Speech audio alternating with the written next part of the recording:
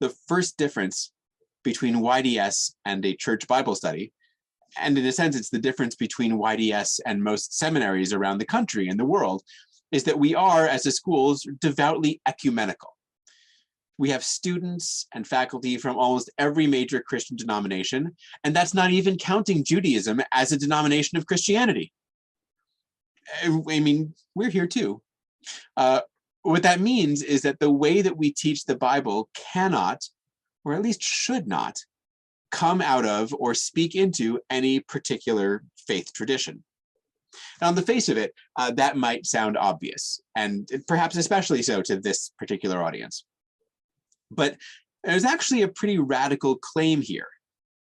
To say that the way one teaches the Bible differs from faith to faith, from denomination to denomination, is to recognize, at least implicitly, that the Bible doesn't actually have a stable meaning or an objective interpretation. What the Bible says and how it communicates is more a function of the reader or the reading community than it is an inherent fixed feature of the text itself. In some ages or places, this idea might be of mild interest. In America in 2022, it is crucial. The presence, the prevalence, the power, especially in public and political discourse, of the claim that what the Bible says should be determinative for not only individuals or faith communities, but for public policy. That claim is grounded in the fundamental belief that the Bible, in fact, says one stable, objective, discernible thing.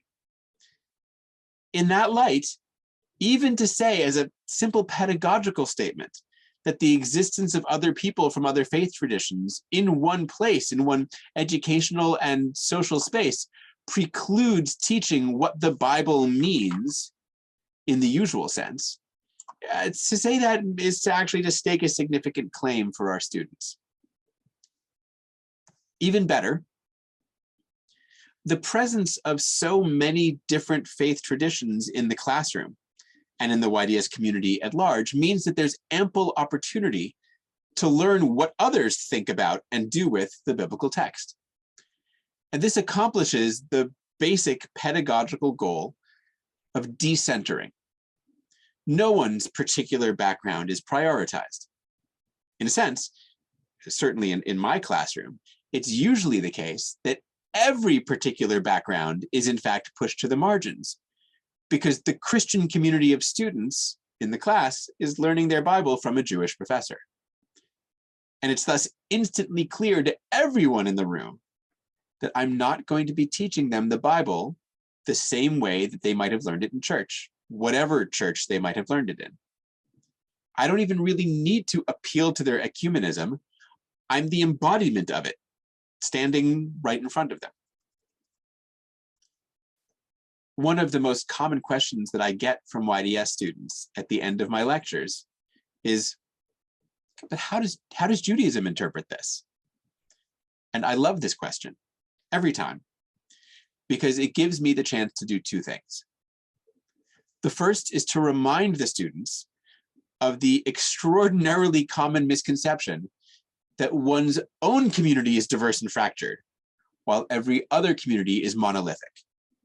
You know, there's Christianity, which encompasses Catholics and Protestants, Calvinists and Lutherans, Mormons and Adventists, Trinitarians and Unitarians, conservative, fundamentalists, liberal, socialists.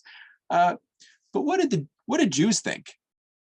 Right? If your sense of ecumenism encompasses not only Christianity, but extends to encompass other religions as well, you're really multiplying, not adding even layers of complexity.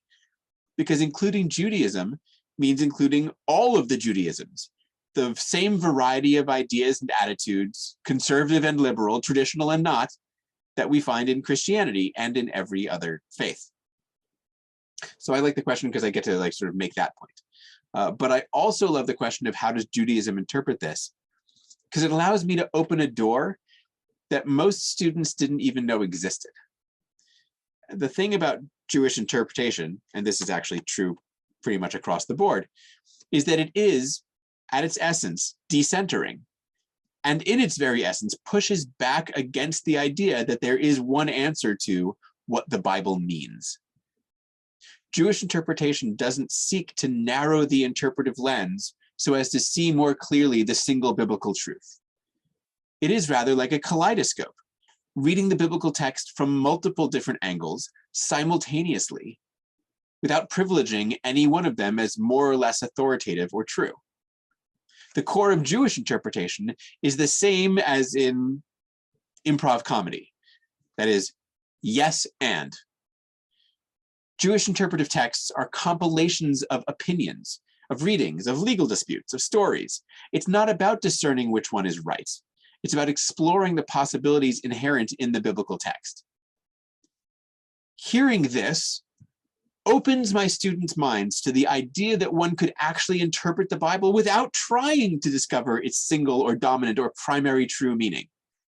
Not only could one do so, an entire faith tradition has been doing so for 2,000 years, but it also reminds them that whatever it is that Judaism does with the biblical text, whatever we're doing, it simply isn't the same as what Christianity, in virtually any of its many varieties, does with the biblical text. And that in itself helps them to recognize the basic fact that the interpretation comes from the interpretive community. Obvious? Not always. Again, every contemporary claim to biblical ethics, biblical morals, biblical lifestyle, biblical family, and so on, every one of those effectively attempts to obscure the intermediation of interpretation, to deny the contingency and context of interpretation, to claim an ability to identify the single authoritative truth in the biblical text. So the simple act of setting out an alternative, not just an alternative interpretation, but an alternative interpretive mode altogether, that simple act is, to my mind, an ethical act.